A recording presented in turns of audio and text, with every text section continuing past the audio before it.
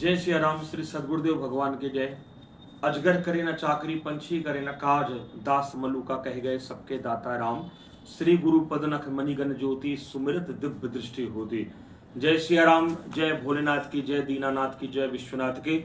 हर हर महादेव, घर घर महादेव। इसमें दास काशी विश्वनाथ के श्री चरणों में बैठकर पूज्य श्री अभिनंदन जी महाराज जी के पावन सानिध्य में श्री शिव महापुराण की कथा चल रही है।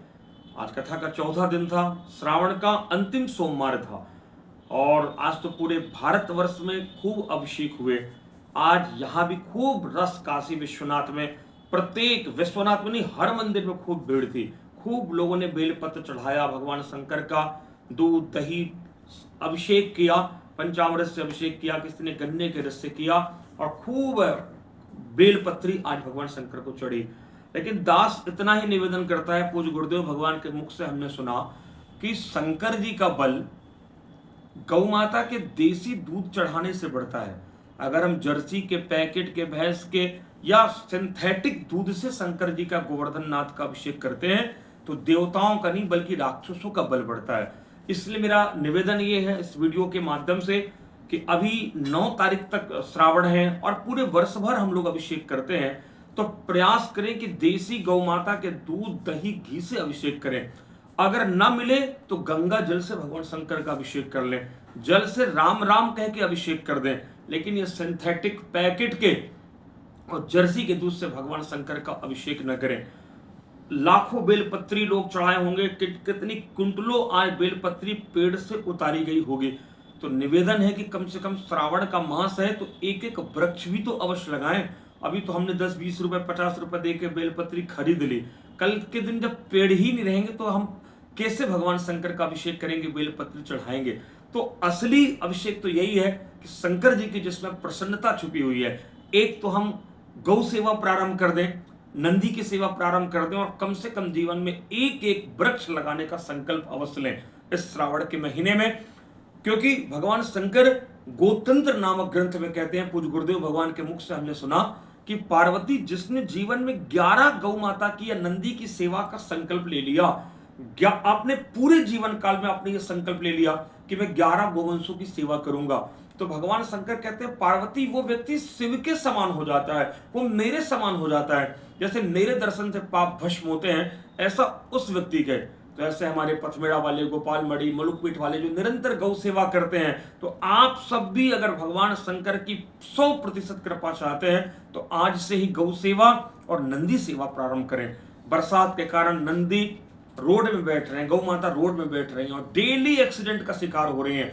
हम शंकर जी को अभिषेक कर रहे हैं और उधर खून की धार बह रही है गौ माताओं की। तो आप सबसे निवेदन है कि खूब शंकर जी का अभिषेक करें, भगवान से प्रार्थना करें कि गोवध का कलंक धरती से मिटे और पुनः गौ माता राष्ट्र माता घोषित हो और खूब राम राम कह के अभिषेक करें। लेकिन देशी गौ माता के दूध दही घी से ही भगवान शंकर का अभिषेक करें।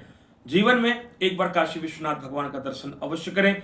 माँ गंगा के तट पर हम लोग इस समय निवास कर रहे हैं। गंगा जी के तट पर तो कुछ किया जाता है वो अक्षय हो जाता है। तो कहते हैं कि काशी का जल नहीं ले जाना चाहिए, तो हम लोगों ने यही गंगा जल से भगवान शंकर का अभिषेक किया और खूब राम नाम से शंकर जी को आज हम लोगों ने तृप्त किया।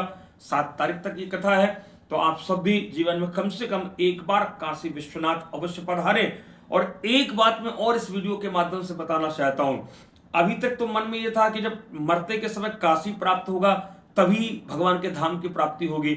जैसा सब शास्त्र कहते हैं कि काशी में व्यक्ति मरता है तो भगवान शंकर राम राम सुना के मुक्त कर देते हैं। लेकिन भगवान शंकर से पार्वती जी ने प्रश्न किया कि प्रभु कोई निरंतर राम राम का जाप करता हो और मान लीजिए उसे काशी न मिल पाए और तो कैसे उसको भगवान के धाम की प्राप्ति होगी। तो बहुत बढ़िया भगवान शंकर ने कहा कि पार्वती जिसकी जिह्वा राम राम कहती है, जो भगवान नाम का उच्चारण करता है, वो कहीं भी मरता है उसके चारों ओर काशी प्रकट हो जाती है। तो नाम जापकों को चिंता नहीं है, वो विश्व के किसी कोने में भगवान नाम लेते हैं। मरते समय भगवान शंकर का आदेश है कि काशी प्रकट हो जाती है। भगवान शंकर कहते हैं कि मरते के समय अगर जहां गाय बंधती है, गौशाला में उसको लिटा दिया जाए मरते समय और वहां उसके प्राण निकल गए तो काशी में मरने का पुण्य प्राप्त होगा। मरते समय गोमूत्र अगर मुख में पड़ जाए तो भगवान के धाम का अधिकारी हो जाता है।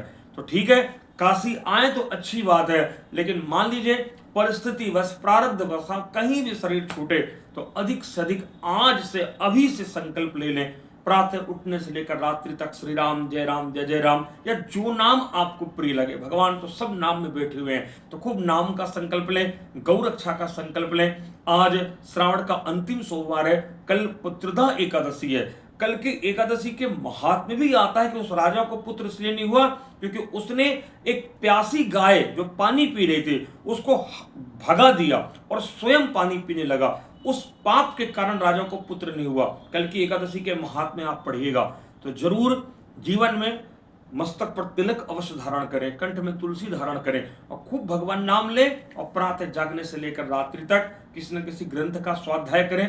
घर में आधे घंटे का संकीर्तन और आधे घंटे की कथा आप श्रवण करते हैं तो पूज्य गुरुदेव भगवान कहते हैं इसी जीवन से, इसी शरीर से भगवत साक्षात्कार हो जाएगा और हमको भगवान की प्राप्ति हो जाएगी।